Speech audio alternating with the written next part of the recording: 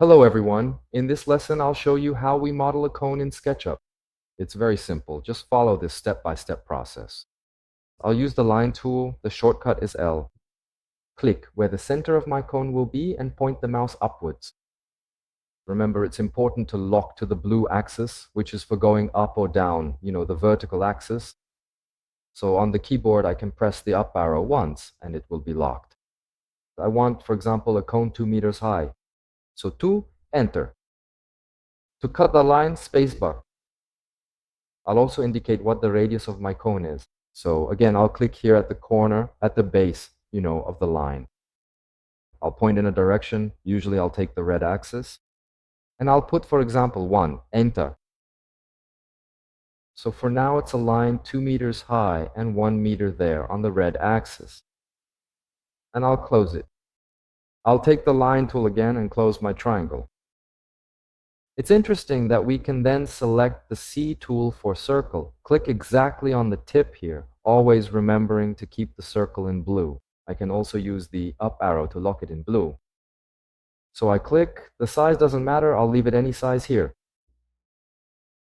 I select the edge of this cone and I can choose how many sides this cone will have. That is the quality of this cone.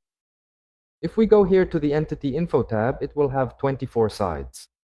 I could put, for example, 48 and enter. And then it will have double the quality. And then the process is as follows. Keeping only the edge of the circle, remembering it comes with a face. With only the edge clicked, I'll go to the Follow Me tool. It's under Push-Pull, and I'll click on the face of my triangle.